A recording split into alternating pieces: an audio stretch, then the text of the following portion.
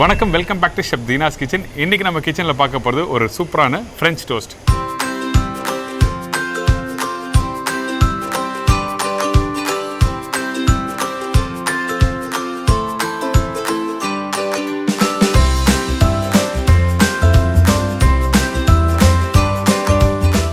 இந்த French toast வந்து ஒரு வெஸ்டர்ன் ஸ்டைலில் எப்படி ப்ராப்பராக பண்ணுறது. நிறைய பேர் இந்த பேட்டரை வீட்டில் பண்ணுறாங்க. அந்த பேட்டர் பண்ணும்போது அந்த முட்டை குவான்டிட்டி தெரியாமல் அதிகமாக போட்டு மிக்ஸ் பண்ணிவிட்டு அப்புறம் என்ன பண்ணால் அந்த ப்ரெட்டை டிப் பண்ணி அதுக்கப்புறம் டேரெக்டாக தவால கிரில் பண்ணாங்க. நான் இன்றைக்கி ரேஷு கரெக்டாக சொல்லியிருக்கேன்.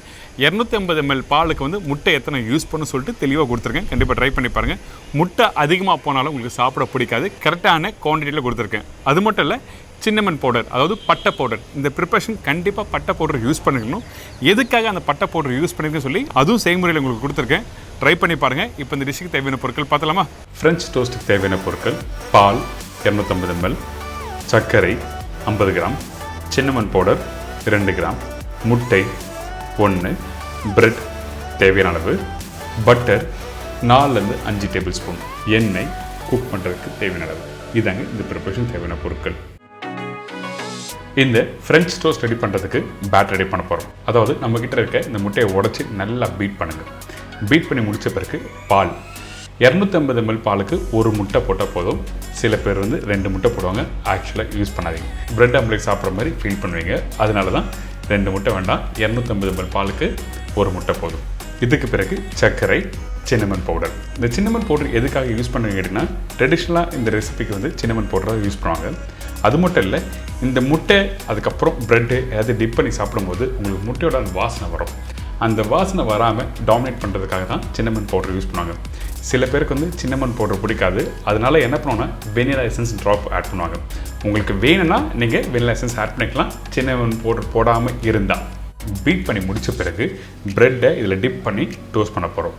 இந்த ப்ரெட்டு யூஸ் பண்ணுறேன் பார்த்தீங்களா, அந்த ப்ரெட்டு வந்து ட்ரையாக இருக்கக்கூடாது, ஃப்ரெஷ்ஷாக இருக்கணும். ஃப்ரெஷ்ஷாக இருந்தால் தான் அந்த பேட்டரில் டிப் பண்ணிவிட்டு அதுக்கப்புறம் டோஸ்ட் பண்ணி சாப்பிடும்போது நல்லாயிருக்கும். ட்ரையான ப்ரெட்டை நீங்கள் யூஸ் பண்ணும்போது கண்டிப்பாக உங்களுக்கு சாப்பிட பிடிக்காது. அதனால தான் ஃப்ரெஷ் ப்ரெட்டை யூஸ் பண்ணி சொல்கிறேன். இப்போது அந்த ப்ரெட்டை இதில் டிப் பண்ணியிருக்கேன். அதே டைமில் நீங்கள் ப்ரெட்டை இந்த பாலில் டிப் பண்ணும்போது ரொம்ப நேரம் டிப் பண்ணக்கூடாது. ஜஸ்ட் டிப் பண்ணி அப்படியே எடுத்துருங்க. ரொம்ப நேரம் டிப் பண்ணால் சாகி ஆகிடும். அதுக்கப்புறம் நீங்கள் டோஸ்ட் பண்ணுறதுக்கு கஷ்டமாக இருக்கும். அடுத்தது இந்த பேன் கொஞ்சம் எண்ணெய் போட்டிருக்கேன். அதுக்கு பிறகு பட்டர் டேரெக்டாக போட்டு டோஸ்ட் பண்ணலாம், ஒன்றும் தவறலாம் இல்லை.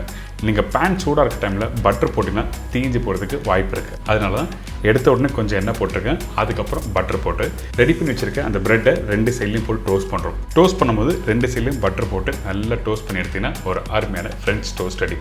இந்த டோஸ்ட்டு நீங்கள் ஃப்ரூட்ஸோடு சாப்பிட்லாம், அப்படிலாம் ஹனி, வேஃபல் சிரப் இந்த மாதிரி ப்ரிப்பரேஷனோட சாப்பிட்டீங்கன்னா ரொம்ப நல்லாயிருக்கும். கண்டிப்பாக ட்ரை பண்ணுங்கள். பிரேக்ஃபாஸ்ட்டுக்கு ஹெல்த்தியான ரெசிபி.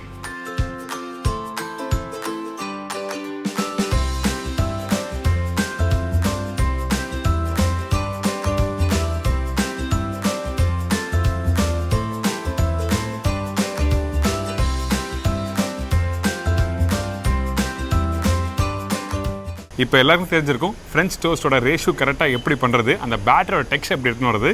அதுக்கப்புறம் தவாலை எப்படி போட்டு கிரில் பண்ண சொல்லி இன்றைக்கி சொல்லி கொடுத்துருக்கேன். இதே மாதிரி நாளைக்கு இன்னொரு இன்ட்ரெஸ்டிங்காக டிஷ்ஷை சந்திக்கிறேன். நன்றி, வணக்கம். See you, bye, take care.